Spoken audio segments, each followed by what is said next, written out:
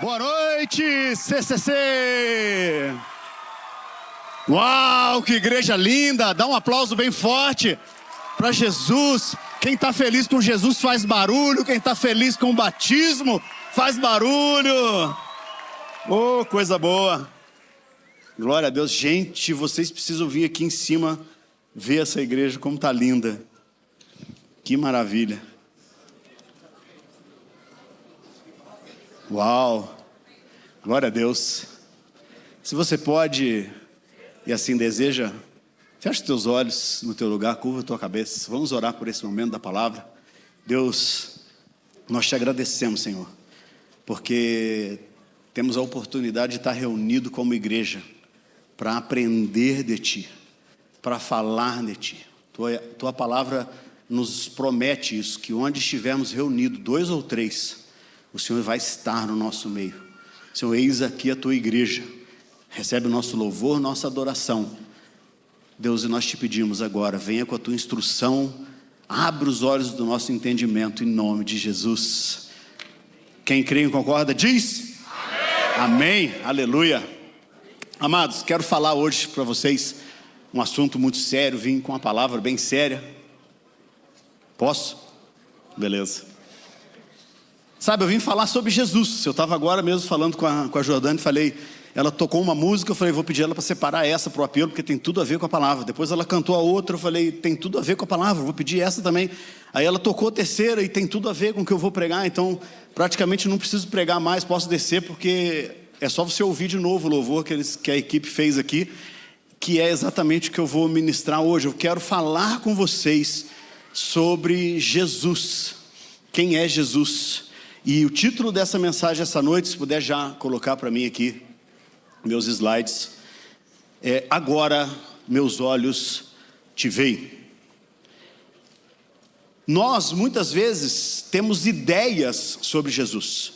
Nós andamos com ideias superficiais, pessoais, religiosas, culturais e até mesmo transmitidas pela nossa família a respeito de quem é Jesus.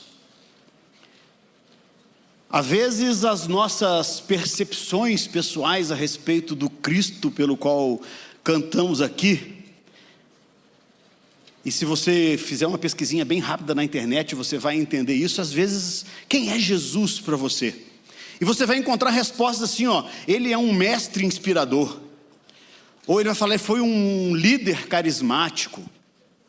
Outros vão associar a imagem de Cristo ao revolucionário do coquinho na cabeça, camisa vermelha do Che Guevara, porque afinal de contas ele veio para fazer uma revolução. Outros vão falar que ele é apenas um bebezinho deitado na manjedoura. Outros vão dizer que ele é o sofredor magricelo, sangrando, preso numa cruz. E muitas vezes nós conhecemos a Cristo, mas por causa da imagem que foi transmitida pela religião, pela família, pela cultura do nosso povo brasileiro. Nós, mesmo na igreja, conhecendo Jesus, nós nos relacionamos com Ele apenas como um Deus da lâmpada maravilhosa. Aquele Jesus que você dá uma esfregadinha quando você precisa de alguma coisa. E Ele aparece, você faz um pedido, Senhor, eu preciso. E nos relacionamos com Ele à base apenas de pedidos e orações que são respondidas e outras que não são respondidas. O que eu vim falar para vocês hoje é trazer uma análise, principalmente no livro de João, que vai nos apresentar um Jesus muito mais profundo, um Jesus muito mais surpreendente do que qualquer enredo cultural, familiar ou religioso que nós passamos. Sabe, o apóstolo João, ele foi encarregado de algo magnífico nas escrituras, que muitas vezes a gente lê apenas as nossas versões em português e nós não prestamos atenção. João teve um encargo do Espírito Santo, quando o Espírito Santo o inspirou a escrever o Apocalipse, as 3 cartas e também o seu Evangelho. Ele teve um encargo específico dado pelo Espírito Santo, que João ele veio confrontar e contradizer a filosofia grega que era estabelecida naquela época. Ele vai pegar todo o pensamento filosófico, tudo que era falado por grandes filósofos da antiguidade, e ele vai pegar as palavras que esses filósofos usavam nas suas filosofias, e ele vai começar a transformar o pensamento da humanidade, até chegar nos nossos dias de hoje, com quebras de paradigmas tão precisas, tão profundas e tão preciosas, que nós precisamos andar nisso, que não é só a nossa língua portuguesa que vai nos dar essa profundidade. E hoje eu vou trazer um pouco de grego clássico, ou de grego koiné, para vocês também a gente poder aprender junto aqui. João 14,6. João 14,6 é uma expressão que Jesus usa no capítulo 14, chamado do discurso de despedida. Jesus está preparando e consolando e confortando os discípulos, dizendo: olha, eu vou embora, vai chegar um momento em que eu vou morrer, eu estou indo embora, eu vou preparar lugar para vocês, não fiquem atribulados, não se preocupem, eu estou indo para um lugar, eu vou mandar o Espírito Santo. Enfim, é um discurso maravilhoso, que ali depois no capítulo 17 você vai ver o próprio Jesus orando pelos seus discípulos daquela época e por nós, porque ele vai orar por nós que ainda não havíamos chegado. E essa expressão que ele usa no versículo 6 do capítulo 14, eu sou, é uma das 7 vezes em que essa expressão aparece no livro de João. É uma expressão que remete ao eu sou que apareceu para Moisés lá naquela sarça que não se consumia. Essa expressão é Jesus assumindo a sua divindade, é assumindo que ele é Deus, que ele é divino, que ele veio como homem, que ele sofreu, que ele vai morrer e que ele vai embora, mas que ele é divino. Então ele está assumindo essa responsabilidade de ser Deus diante dos seus discípulos. Não vou passar por todas as 7 expressões do eu sou, hoje nós vamos ficar só nessa aqui. Eu sou o caminho, repete comigo, caminho. A verdade, repete comigo, a verdade. E a vida, repete comigo, a vida. Eu sou o caminho, a verdade e a vida. Essa passagem inserida no discurso de despedida vai trazer verdades para nós que hoje nós precisamos entender para podermos andar com Cristo da forma correta. Não o Cristo da religião, não o Cristo da cultura nacional, não o Cristo nem mesmo da nossa cultura familiar, e nem mesmo aquele Cristo que nós pensamos que entendemos ele. Jesus começa aqui, na verdade, a segunda palavra, eu quero começar pela segunda palavra, ele dizendo: eu sou a verdade.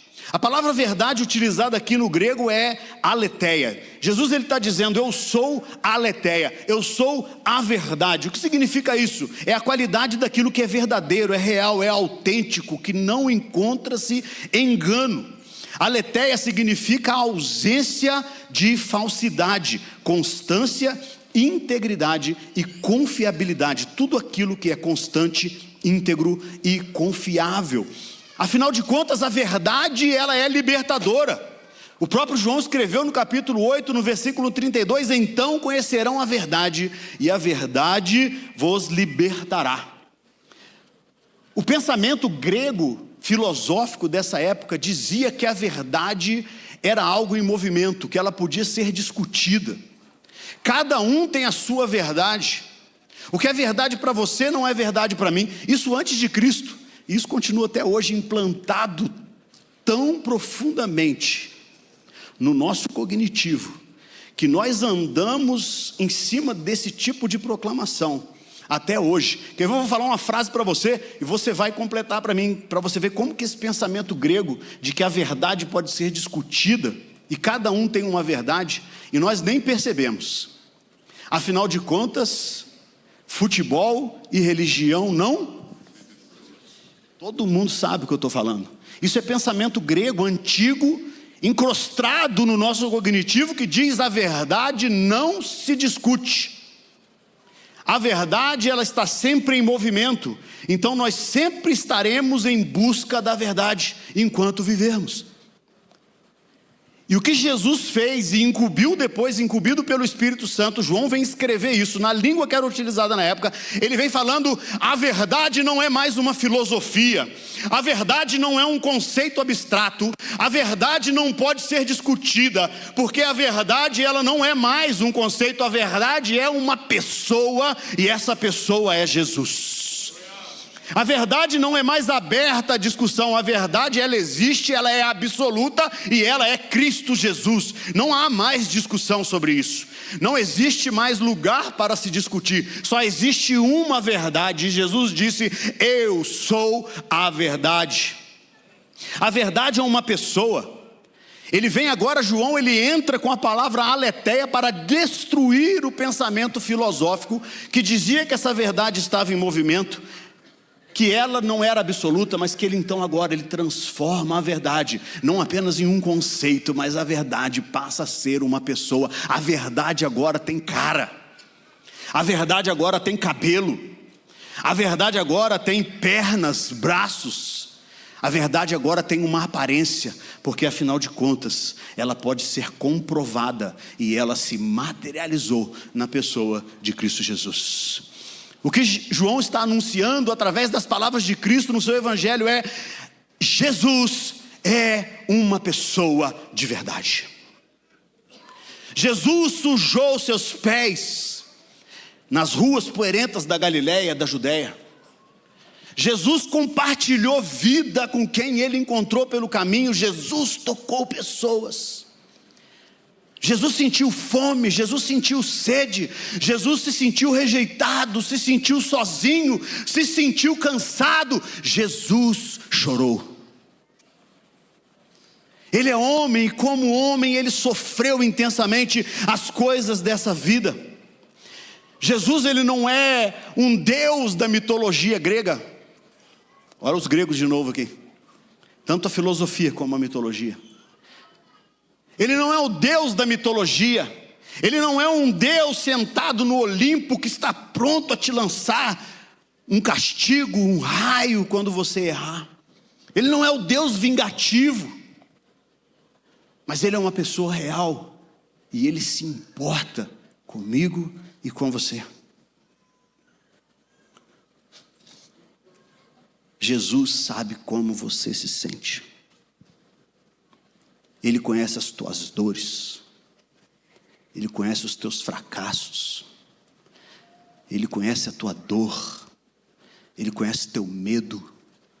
Ele conhece teus anseios, tuas expectativas. Ele é gente de verdade, como eu, como você. Eu não posso acreditar nisso. Um Deus que se fez homem. Amados, eu quero te convidar a você fazer uma viagem comigo.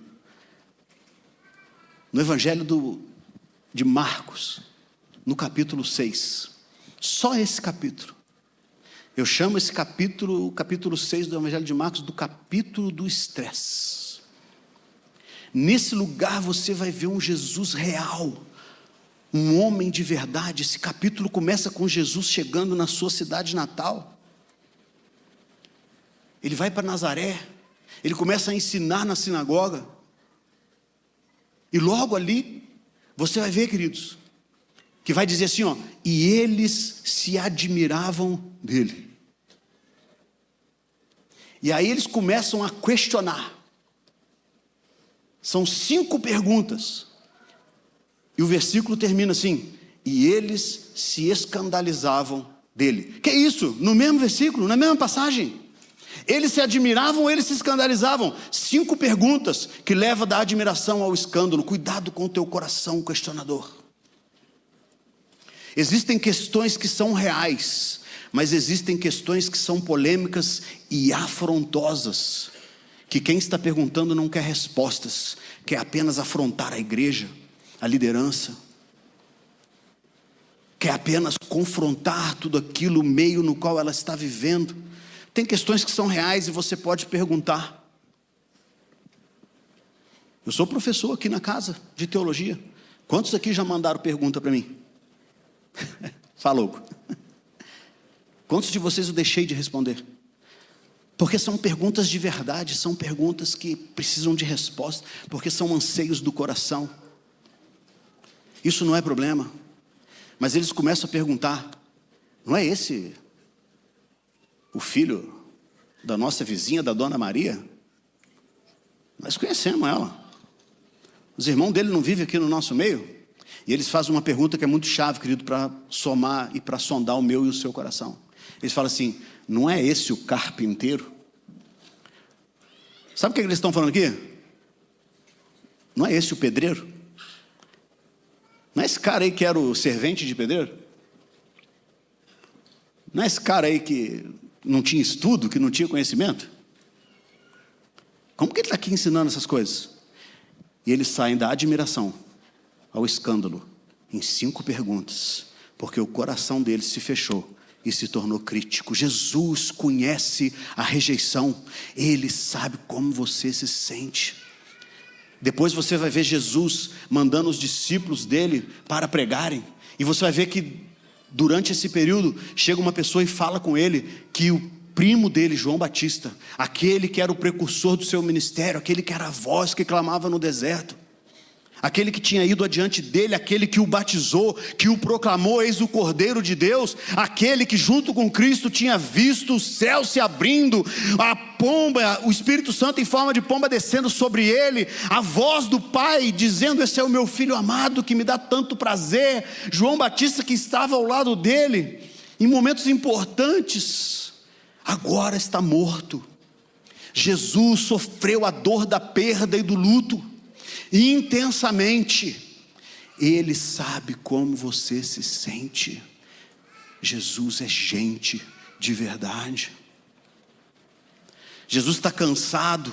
Jesus nesse momento ele está precisando ficar sozinho. Jesus nessa hora ele precisa de um tempo para ele mesmo. Mas o que acontece? Ele chama os discípulos e fala: olha, vamos pegar um barco, vamos lá para o outro lado, vamos para um lugar deserto, porque eu preciso ficar sozinho. Eu preciso ter um tempo para passar meu luto. Eu preciso de um tempo com meu pai. Eu preciso de um tempo para mim mesmo. E quando ele chega do outro lado, amado, tem 5.000 pessoas esperando ele.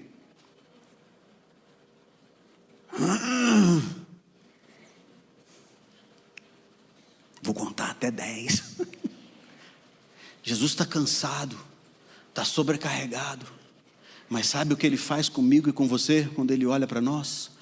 Ele sente misericórdia, porque ele fala assim, ó: são como ovelhas que não tem pastor. E ele então ensina, ele prega, passa o dia ali.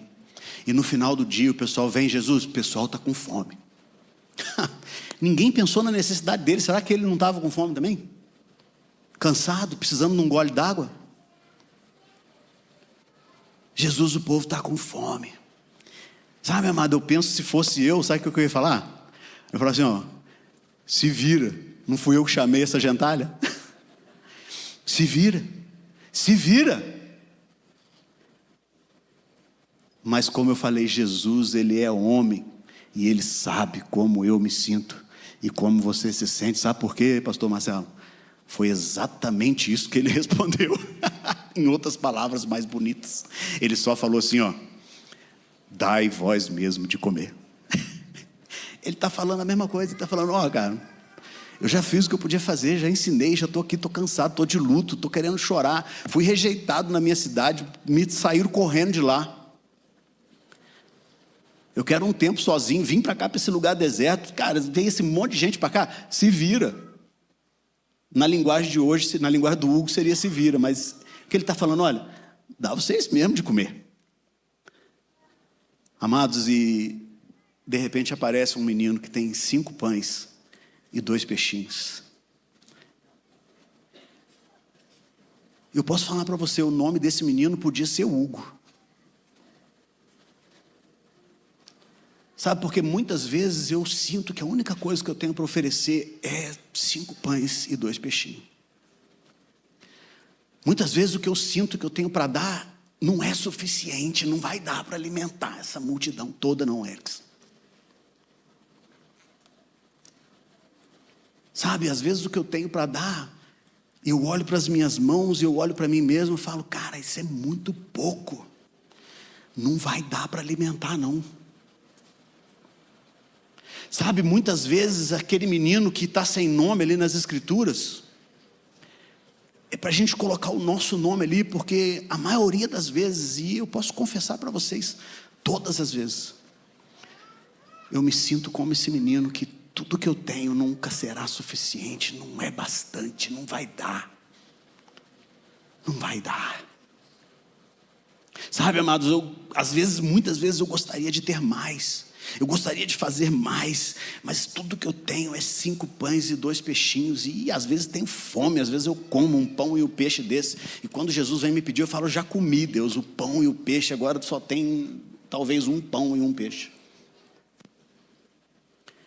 Porque nunca é suficiente, parece. E eu posso colocar meu nome ali no lugar do nome desse menino, e talvez você está me ouvindo aqui essa noite, talvez você possa colocar o seu próprio nome nesse lugar, mas quando você entrega a tua insuficiência, Ele é mais do que suficiente, porque Ele é um Deus provedor, é Ele quem faz a multiplicação, é Ele quem alimenta a multidão, é Ele quem pega a minha insuficiência, a minha fraqueza e me faz forte, porque Ele mesmo disse, na tua fraqueza eu te fortalecerei, quando sois fracos é que sois fortes. Se me gloriarei de alguma coisa, me gloriarei nas minhas fraquezas. Mostra-me as tuas fraquezas e eu te mostrarei o meu poder, diz o Senhor para você essa noite. Mostra-me as tuas fraquezas e eu vou te mostrar o meu poder, diz o Senhor para você nessa noite. Mostra-me os teus 5 pães e os teus 2 peixes e eu alimentarei uma multidão. Porque Ele não tem medo de multidões, Ele não tem medo da escassez, porque Ele é o Deus supridor, Ele é o Deus da abundância, Ele é o Deus que tudo tem para me dar, para mim e para você, e Ele é gente de verdade, e Ele sabe como você se sente, Ele conhece, Ele é humano, Ele viveu medos, alegrias e dores intensamente, e sentiu também plenamente a alegria, o cansaço, a rejeição e o luto. Jesus sabe como você se sente. Se você entrou aqui essa noite se sentindo fraco, mostra a Ele as tuas fraquezas e Ele vai te mostrar o poder que é só dele, só Ele tem. Jesus, Ele fala, eu sou a vida. Amados, quando Jesus fala, eu sou a vida, e João, incumbido de traduzir isso agora em palavras, o que ele presenciou, o que ele viu, o que ele vivenciou, aquilo que ele foi testemunha, que ele tocou, e o que era esperado de se usar nessa frase, nessa construção de frase, pela filosofia da época seria, eu sou bios. Você já ouviu a palavra bios? Afinal de contas, você foi na escola e estudou biologia. Você leu um livro de alguém que foi escrito sobre a vida de alguém, esse livro se chama biografia. Então a palavra bio significa vida, é aquela vida que nós levamos aqui na terra, é a vida que nós temos aqui. Olha como João vem quebrar esse paradigma da vida, porque Jesus não é apenas bios, ele usa outra palavra, ele usa a palavra zoe. Ele poderia até mesmo usar a palavra psique, seria esperado nessa construção gramatical dele, ele usar no grego a palavra psique. Eu sou a bios ou eu sou a psique. A psique é a questão da mente. Afinal de contas, assim como eu, alguns de vocês aqui já foram num psicólogo ou num psiquiatra. Alguns de vocês até, assim como eu, já tomaram um remédio psicotrópico, que trata daquilo que é da mente, daquilo que está no nosso pensamento. Mas o que Jesus fala e o que João agora traduz para o grego é, eu sou a Zoe. E o que é Zoe, amado? Eu acho que tem meu versículo aqui, é esse aqui mesmo. Olha lá, João 10:10. Eu vim para lhes dar Zoe. Significa o quê? Uma vida plena que satisfaz. Amado, é um contraste brutal esse negócio entre a vida da bios e a vida da psique com a vida da Zoe. Sabe por quê? Porque a vida da Zoe, ela te transforma. A vida bios e a vida psique te deforma. Quando você tem a possibilidade de viver uma Zoe, de viver uma vida plena que te satisfaz, mas você fica apenas contente com a bios ou com a psique, isso talvez seja pesado demais e O que Jesus está falando aqui, agora João está traduzindo isso em palavras, é que a Zoe é um contraste absurdo entre esses dois tipos de vida, porque a vida Zoe é uma vida real, é ativa, é vigorosa, é abençoada, que sacia o anseio do meu coração, e isso vai totalmente contra e entra num contraste contra a bios e a psique, que é a vida de dormir, acordar cedo, trabalhar, voltar para casa no final da tarde cansado, produzir lixo. Quem produz lixo? Nossa, segunda, quarta e sexta que passa ali na minha rua, meu Deus, é 3 vezes por semana uma sacolada de lixo que a gente leva para fora. Dormir cansado, acordar exausto. Alguém aqui passa por isso? Não precisa levantar a mão, não, deixa só eu mesmo. Dorme cansado, acorda exausto, parece que o caminhão atropelou, fala, meu Deus, eu devo correr uma maratona enquanto durmo toda noite, meu corpo deve sair sozinho de casa, eu devo correr na rua, porque eu acordo morto às vezes. E o que Jesus está oferecendo para mim e para você é uma vida plena que satisfaz, e muitas vezes estamos contentes apenas com a bios, uma vida de produzir cansaço, uma vida de produzir apenas trabalho, contas a pagar, vontade de ficar rico e de emagrecer, tudo isso que às vezes a gente vive só pensando isso. A Zoe te transforma, a bios e a psique te deformam. Pode escrever isso numa palavra mais bonita? Está muito feio assim, né? Paulo, ainda bem que tem o apóstolo Paulo, ele escreveu isso em 2 Coríntios 4, do 16 a 18, eu vou ler só esse pedacinho. Ele fala assim, embora exteriormente estejamos a desgastar-nos, interiormente estamos sendo renovados dia após dia. Amado, bios é a vida exterior, é a vida do cansaço, ela te deforma. Vai passando o tempo, a gente vai ficando mais deformadinho. Mas a Zoe, que é a vida interior, que é a vida plena, que te satisfaz, ela se renova, ela nunca se desgasta, ela todo dia ela está nova. Todo dia você tem novos desafios, todo dia você tem pelo que acordar, todo dia você tem pelo que viver. Todo dia, mesmo que nós estejamos cansados, você sabe, vale a pena levantar mais um dia. A missão de Jesus então é trazer essa vida plena que nos transforma. Eu fiz um estudo e vou passar, quem quiser depois referências, eu posso dar as referências.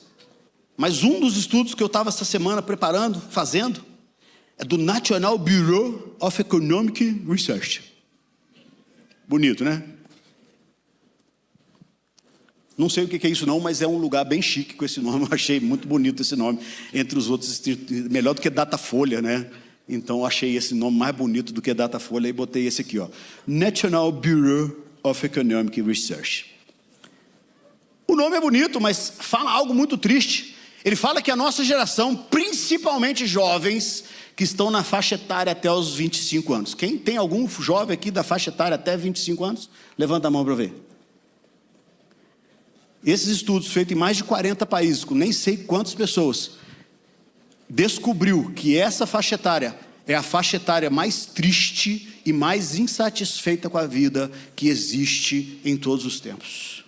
É a geração que tem acesso mais rápido à informação, é a geração que está crescendo com a inteligência artificial, é a geração que está crescendo com acesso fácil a museus, a bibliotecas, a passeios, a viagens. É uma geração que está consumindo constantemente conteúdos um atrás do outro, mas se tornou, talvez por causa disso, a geração mais insatisfeita e mais infeliz, aonde maior quantidade de remédios antidepressivos estão sendo consumidos é na nossa geração. Sabe por quê? Trocaram a Zoe pela bios.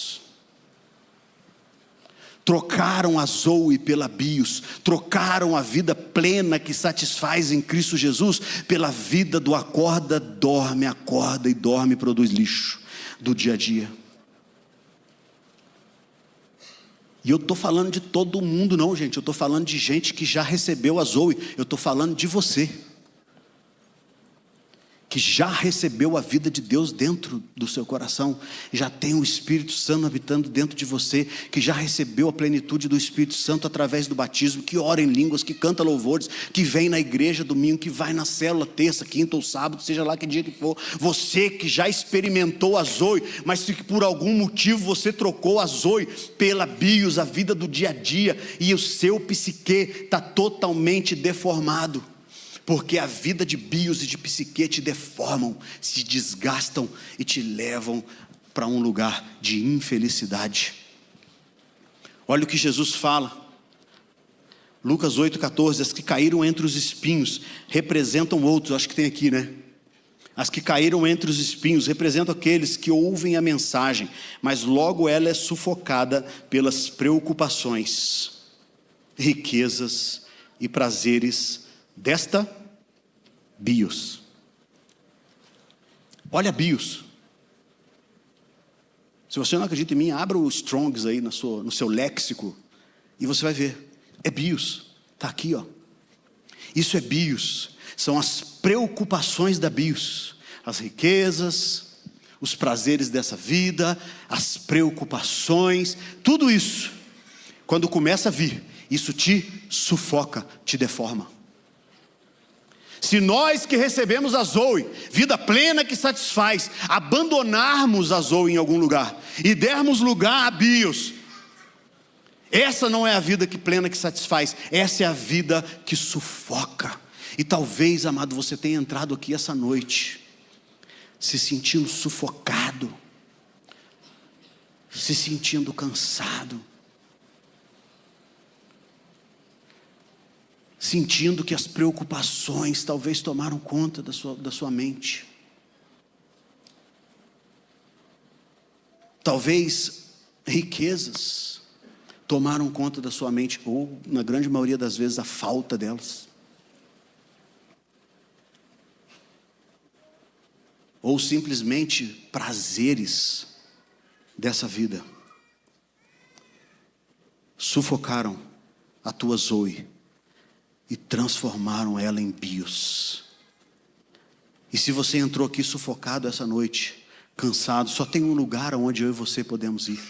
Vinde a mim, diz o Senhor Jesus, todos os que estão cansados e sobrecarregados, e eu vos aliviarei. Amados, existe um lugar em Cristo Jesus, que Ele traz esse lugar de volta da Zoe dentro do meu e do seu coração, porque Ele não está falando de cansaço da alma, nem o cansaço da mente, Ele está falando do sufoco da Zoe, porque Ele fala assim, e encontrarão descanso para as vossas almas. É o cansaço da nossa alma, é o cansaço que nenhum lugar mais pode te satisfazer, esse lugar está em Cristo Jesus. Quando a minha vida, Zoe, se torna em bios, olha o que 1 Coríntios 5,19 fala, tem outro versículo aí, 1 Coríntios 5,19, se a nossa esperança em Cristo vale apenas para essa vida, somos os mais dignos de pena em todo o mundo. Tem uma versão que fala somos infelizes, mas eu gostei da NVT, que a NVT ela traz isso aqui numa crueldade para mim e para você que eu acho terrível. Você é digno de pena se você permitiu que os prazeres dessa vida, as preocupações ou as riquezas sufocassem a tua Zoe, e de repente você está aqui vivendo só na bios. Bios não satisfaz, Zoe transforma, bios te deforma. Amados, o que você vai ver Jesus fazendo no capítulo 6 de Marcos é exatamente isso, é Ele trazendo cura, é Ele trazendo alimento, é Ele trazendo vida de volta para aqueles corações que estavam mortos, para aquelas vidas que estavam cansadas, para aqueles que estavam sobrecarregados, e Jesus vem e Ele traz vida plena que satisfaz para todas aquelas pessoas. Sabe por quê? Jesus é uma pessoa real, Ele sabe como você se sente. Ele sabe como você se sente. E Ele não termina aí. Ele vai terminar Na verdade, eu vou terminar. Ele começou com isso, eu quero terminar de onde ele começou. O tecladista puder vir já, para a gente já ir terminando.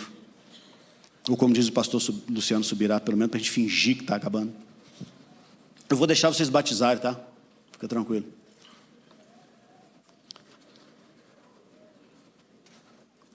Jesus, ele começa essa expressão do eu sou, dizendo: eu sou o caminho.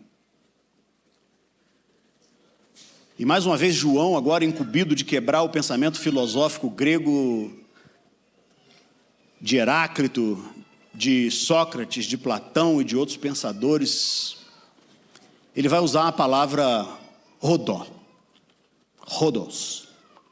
A palavra rodos, você já se encontrou com ela por aí em algum momento também. Você já foi na rodoviária pegar um busão lotado para Guarapuava no feriado. Esse ônibus andou por uma rodovia. Rodo é a palavra para caminho. É a palavra para a via física, para aquele lugar onde o transporte passa por sobre ele. É o chão aonde a gente pisa. Mas o que Jesus fez é muito maior do que simplesmente dizer: olha, eu sou um caminho. Se você andar comigo aqui, se você vir junto comigo, eu vou te levar num lugar. Jesus não é isso que ele está falando.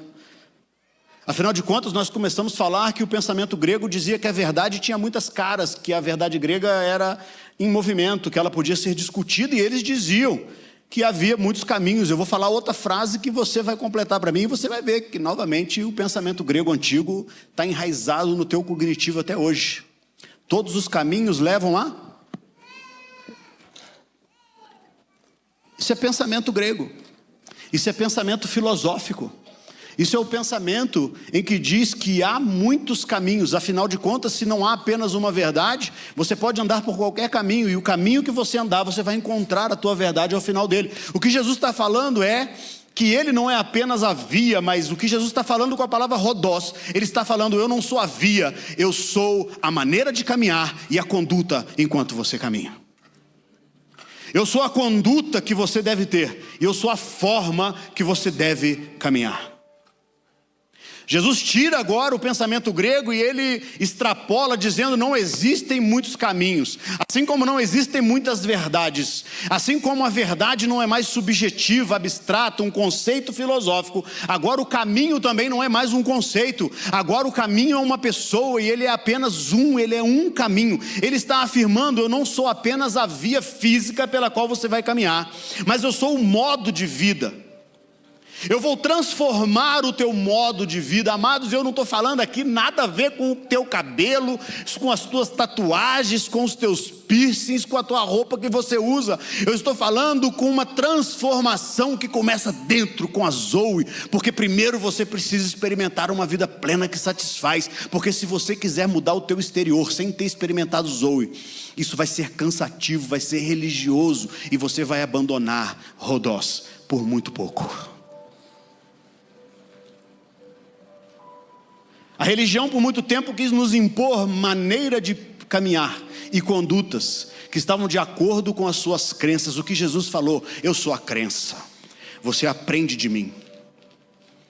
Ensina a criança no caminho em que ela deve andar, e jamais se desviará dele, mesmo quando for velha. Porque só existe um caminho. Mas não é só um caminho, só existe uma forma de caminhar com ele. E isso é vida que começa dentro. É vida que começa dentro. Primeiro você experimenta a vida plena que te satisfaz. Depois, e só depois, e se o Espírito Santo pedir, não o pastor, não o líder de célula, nem ninguém, nem teu pai, nem tua mãe, se o Espírito Santo começar a te pedir, aí você começa a mudar a forma do teu cabelo, da forma que você se veste.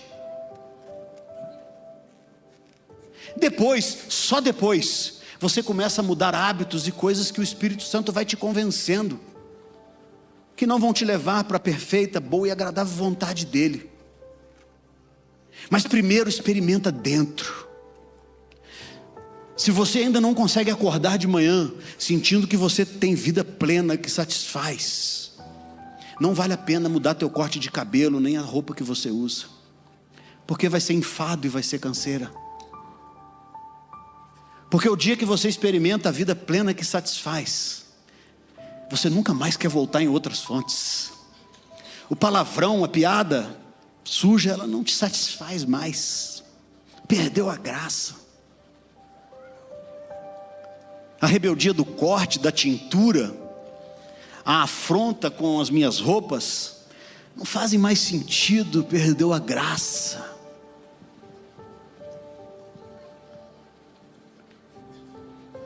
Não quero mais beber de outras fontes, porque eu encontrei a fonte da vida eterna e ela está aqui, e ela não é subjetiva, ela não é filosófica, ela é verdade.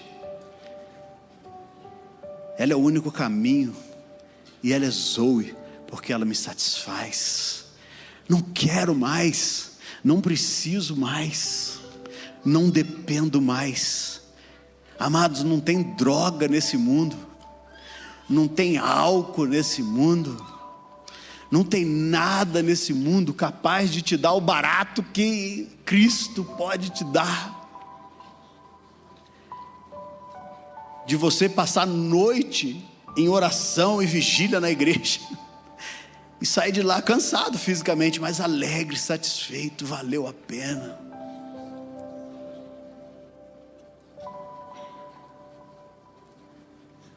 De você discipular pessoas, porque agora eu encontrei sentido, porque tudo que Cristo fez para mim e que Ele me deu não pode ficar preso aqui dentro, isso precisa transbordar, precisa ir para fora. E eu agora encontrei significado e propósito para a minha vida quando eu estou discipulando o outro, porque afinal de contas esse é meu chamado. Ah, pastor, eu não tenho chamado. Tem sim, todo mundo tem. Segura aí na tua cadeira que eu vou te dar uma palavra profética agora do teu chamado. Faz de conta que você está aqui agora na formatura do paternidade ou na formatura do curso de líder. Você vai receber uma palavra profética agora. É uma palavra profética só para toda a igreja. Ide por todo mundo, pregando o evangelho, fazendo discípulos. Esse é teu chamado. Pode pegar essa palavra para você, profética.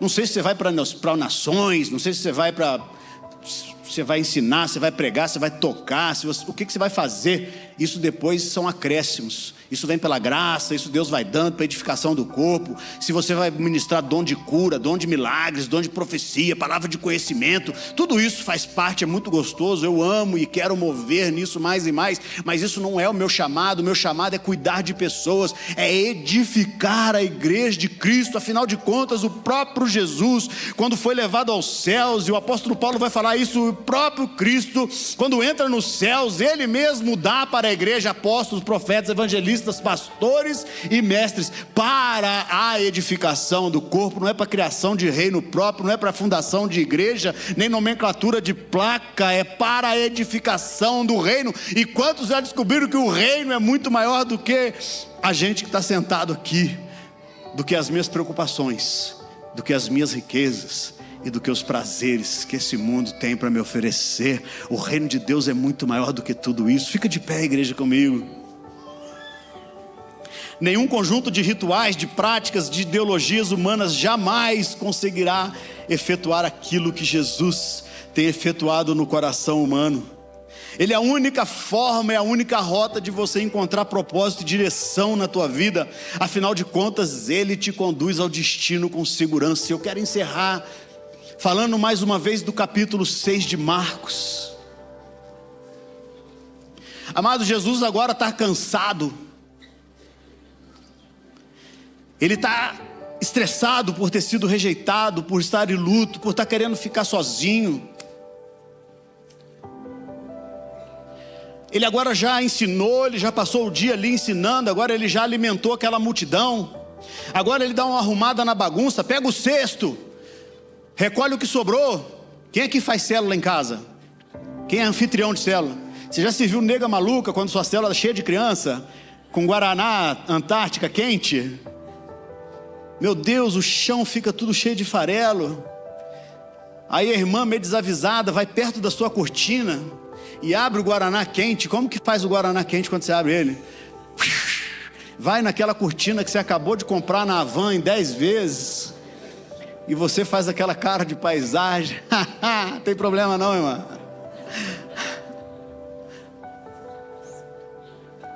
E Jesus então dá aquela arrumada no ambiente, e agora ele vai e fala com os discípulos dele. Ele fala assim, ó: agora vocês vão entrar no barco, e vocês vão lá para o outro lado. Eu preciso ficar sozinho agora. Eu preciso dar um tempo. Aí os discípulos, gente, a gente tem uma noção errada. Eu estou consertando as noções de Jesus hoje, mas nós temos uma noção errada dos discípulos também. A gente vê os discípulos, aqueles homens barbudos, cabelo branco. Isso aqui era tudo molecada. E era molecada da praia, era molecada criada no bar, era molecada com dragão tatuado no braço. Era molecada forte, morena, cabelo parafinado, louro. Era molecada, tudo minhoquinha de praia. Eles conheciam onde eles estavam. Quando Jesus fala com eles assim, ó: agora vocês entram no barco, vocês vão lá para o outro lado. O que eles falam assim? Não vou não. Não vou não. Está escrito isso aí na sua Bíblia? Talvez não, mas é o entendimento da palavra. Sabe por quê? Porque fala que os discípulos precisaram ser... A Bíblia fala assim, que ele insistiu. É bonito. Tem outras versões que não são tão bonitas, que fala que veementemente. Mas mesmo assim no português a gente não entende. Mas sabe o que Jesus está fazendo? Ele está fazendo assim, ó: vocês vão entrar nesse barco agora. É isso que é veemência. É isso que é insistir. Jesus está falando com eles: vocês vão entrar nesse barco agora. Mas Jesus, está chuva, olha o tempo. Entra agora. E eles entram, querido, porque Jesus manda eles para um destino e fala assim: vocês vão entrar e vocês vão para o outro lado. Mas no meio do nosso destino profético existem tempestades que atrapalham a nossa travessia. No meio do meu destino profético e do seu destino profético se levantam tempestades de medo, de dúvidas, de prazeres desse mundo, de preocupações e de riquezas. No meio da nossa travessia, e antes da gente chegar lá no nosso destino, as circunstâncias mudam, os ventos se levantam, e a Bíblia fala que eles estavam sendo castigados pelo vento. Fala que aquilo era como chicotes que davam nas costas dos discípulos. Eles estão sofrendo, eles estão em sofrimento, mas adivinha, você tem um Jesus que é de verdade, que sabe como você se sente. Ele conhece as circunstâncias da vida que já tentaram te sufocar. Ele conhece as circunstâncias da vida que já te fizeram naufragar. E lá de cima do monte ele olha para você, e ele conhece o teu sofrimento, e ele vai ao teu encontro andando sobre as águas. E ele vem andando sobre o mar bravio. E mesmo que você se assuste: Jesus, a circunstância da vida me pegou, eu me afastei de ti, eu deixei as raízes de amargura tomarem conta. Senhor, eu voltei para o álcool, eu voltei para a droga. Senhor, eu não tenho nada, nem os 5 pães, nem 2 peixes, eu não tenho mais nada. Tudo que eu tenho é sujo, tudo que eu tenho são mãos contaminadas, palavras proferidas de maldição, um coração ferido. Eu não tenho mais nada, Senhor, porque os ventos da vida foram muito duros comigo, as circunstâncias me fizeram naufragar. Mas Jesus vem andando sobre as águas, e por mais que você se assuste, é um fantasma. Jesus só está esperando uma palavra sua nessa noite: entra no meu barco. E a partir do momento que você falar: entra no meu barco, os ventos acalmam, as ondas cessam, a tempestade para, e você chega com segurança ao seu destino profético, assim como os discípulos chegaram. E quando eles chegaram, diziam: nós reconhecemos que Jesus estava no barco com eles. não dão a mínima bola para o discípulo. Eles que sofreram e falam e reconheceram que Jesus estava no barco, e fala que as multidões vieram e tocaram nele e foram curadas. Eu toquei e eu fui curado. Quantos querem ser curados essa noite? Jesus é real. Ele sabe como você se sente, Rede Jovem. Ele sabe como você se sente, Campos Colombo. Ele sabe como você se sente, Campos Piraquara. Ele sabe como você se sente, CCC. Porque Ele é verdade. Ele é a aletheia. Ele é a vida. Ele é Zoe, satisfaz. E Ele é Rodós. Ele é o único caminho, mas também Ele é a forma de caminhar. E Ele é a única conduta com a qual eu devo caminhar. Feche teus olhos, levanta bem alto as tuas mãos. Vamos cantar um pouco.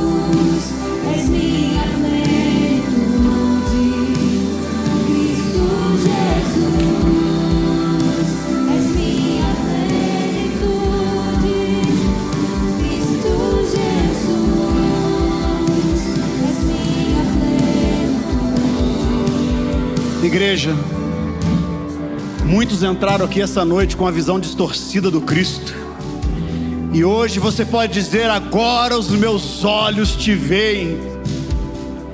Eu quero primeiro ministrar você, igreja. Não vou fazer apelo para você, mas no seu lugar, levanta bem alto as tuas mãos, porque você sabe que você precisa de algo que foi falado aqui essa noite. Você sabe que você precisa da verdade, você precisa do caminho, ou você precisa da vida. Algo está dentro de você que foi, talvez esteja quase naufragando. Você está por um triz. Talvez você tenha entrado hoje aqui e tenha falado: é a última chance.